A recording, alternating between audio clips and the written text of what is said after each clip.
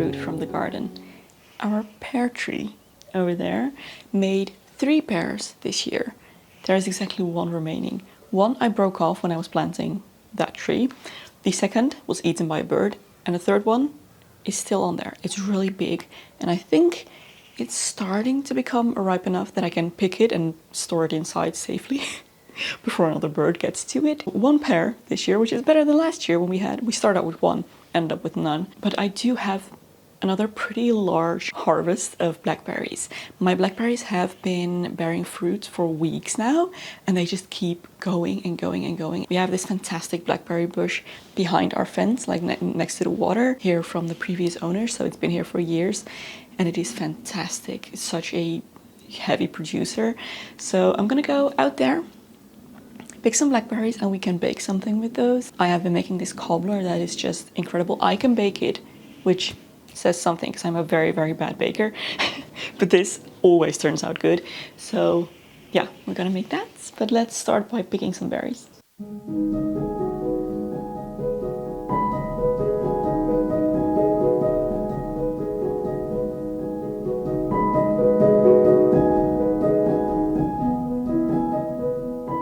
Wasn't the right time to do this. All of the fruit, all of that abundance of fruit that I spotted last week had dried up already, and then there's a lot more coming in, but those are still red, so this is all I could gather. So I think my cobbler needs to be a single serving this time. So I'm just gonna go ahead, soak these few berries in some salt water, get the bugs out, and then we can start baking. Maybe it's for the better because my husband's at work today, so all for me.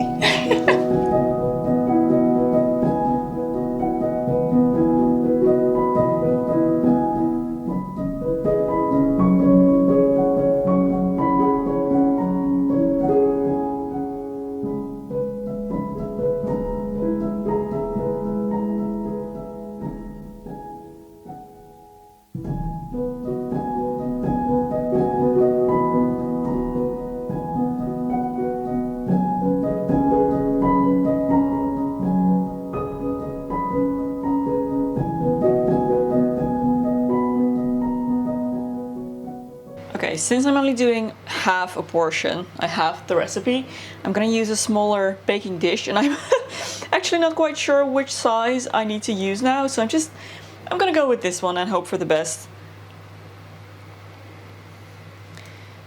I feel like my batter turned out a little questionable now anyway. You see, I probably jinxed it by doing this on camera. I swear to you, I did it right twice. I made 2 very good cobblers. Here are my blackberries, drained and rinsed from that salty water.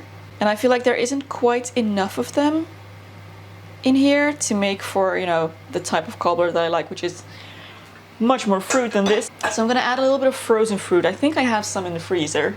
I absolutely do. It's not just blackberries, but it does have some as well. And I think this should be nice. There we go, that's closer to the batter to fruit ratio we want. We have some strawberries in here, some red currants, and some blueberries, as well as some more blackberries. Another thing I did with this recipe is I always double the amount of cinnamon, and I add a little dash of cardamom. Bake it and hope for the best.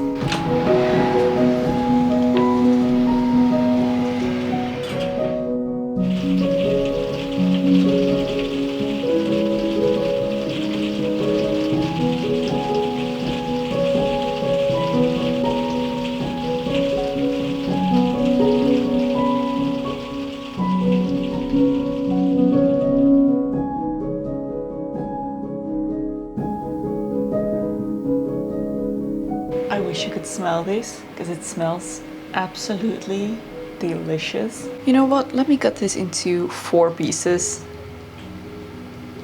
so that my husband can have a bit as well. It's too much for me to eat anyway.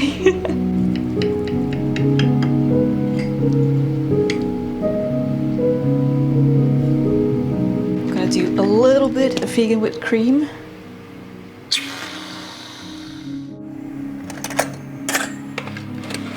Let's try it.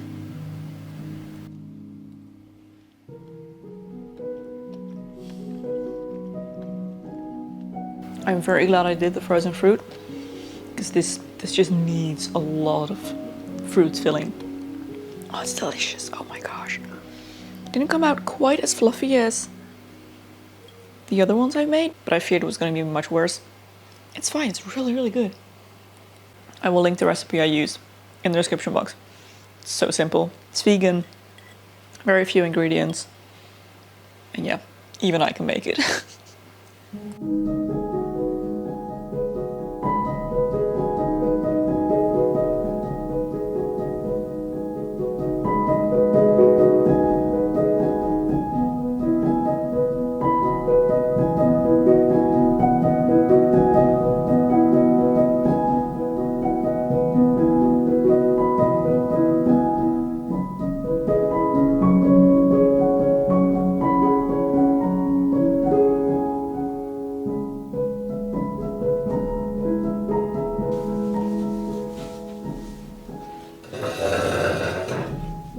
I bought something.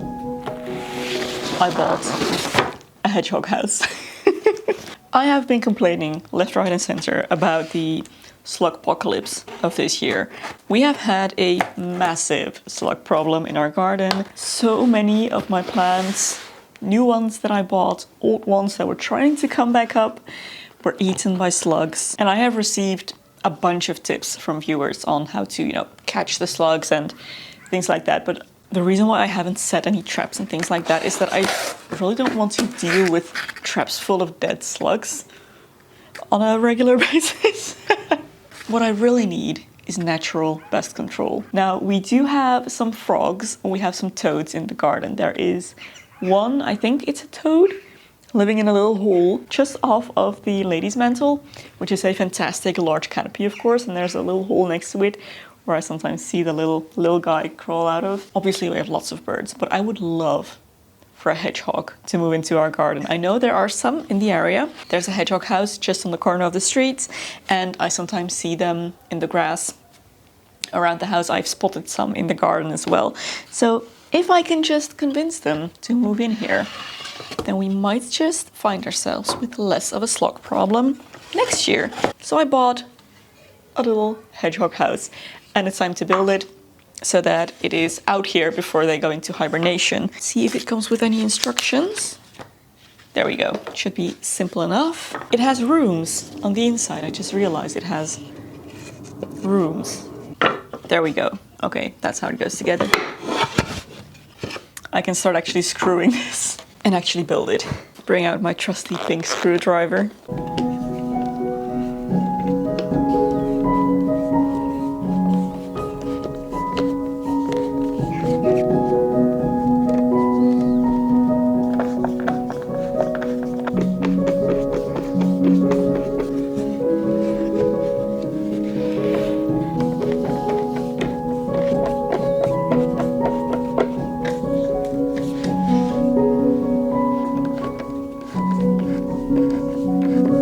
Roof goes on.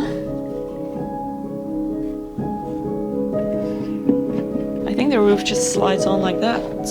I love it. I think it's really cute. I hope a hedgehog family or just a lone hedgehog will move in here. So now I just need to find a good spot for it in the garden. I think someplace kind of hidden away, tucked maybe underneath my rhododendron. I think that could be a nice place. Let me figure out how to even get back there. I looked on the website of the hedgehog protection. They advise you to fill half of the hedgehog house with leaves, but there are no fallen leaves just yet. So I think I'll just put it down and then come back later in the year, maybe? Stuff it with some leaves. Oh, so many slugs everywhere. Ew, ew, ew, ew. There we go, right under here. This seems like a great place. Shouldn't have done this right after the rain.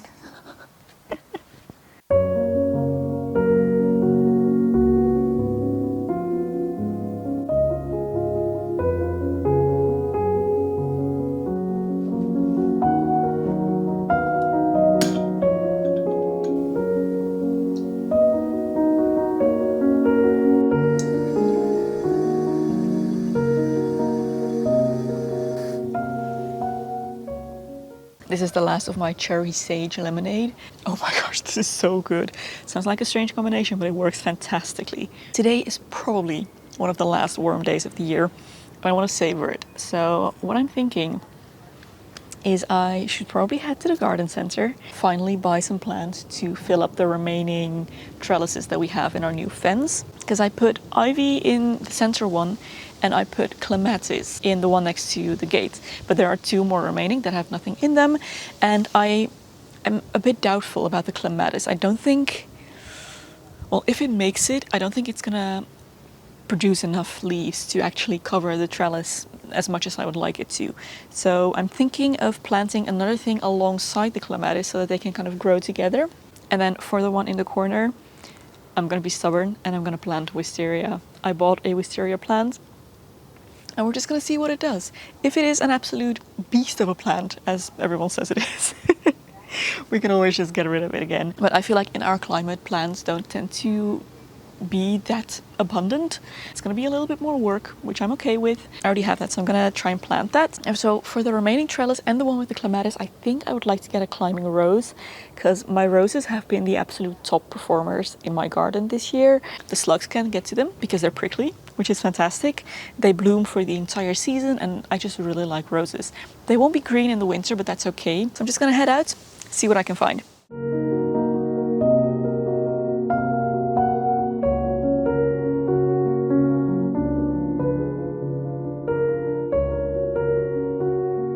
We have plants. The plants have changed a little bit, but I do have a climbing rose here. It is this Perfume Dreams variety. It's a white climbing rose that's supposed to smell wonderful.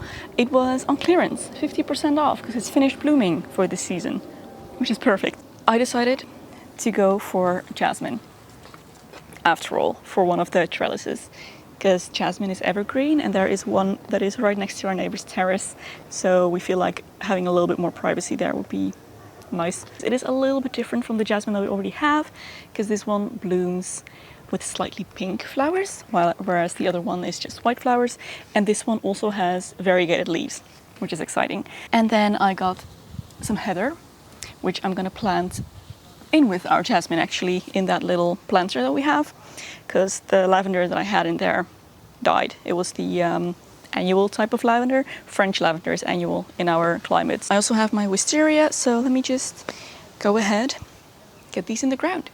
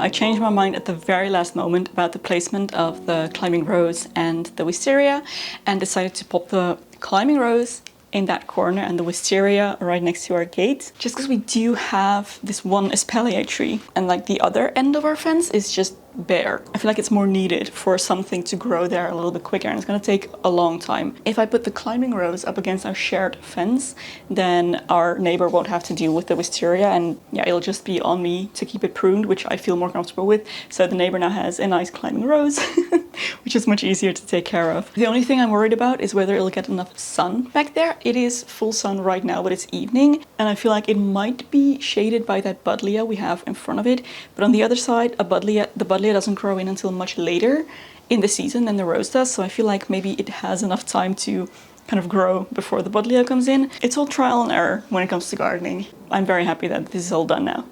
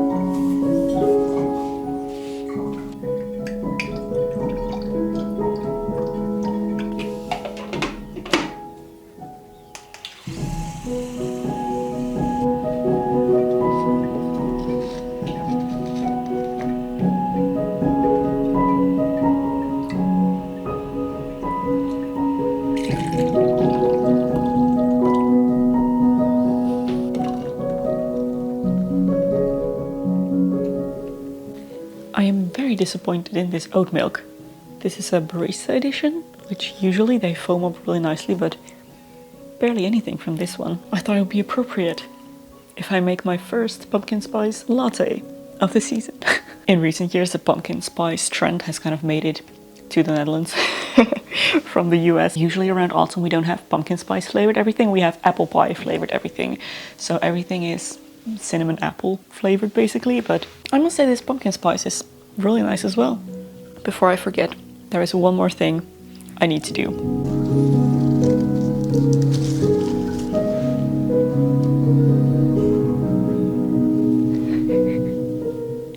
There we go. Now I just need to let it ripen and hope it's good. I'm really excited to try it if it does ripen. Yay! Anyways, I'm gonna sign off here for this week. Thank you so much for joining me. It's been lovely having you here as I've kind of savored the end of summer and prepared for the coming of autumn. So I really hope you will join me again next week. Have a lovely weekend and I will see you next week.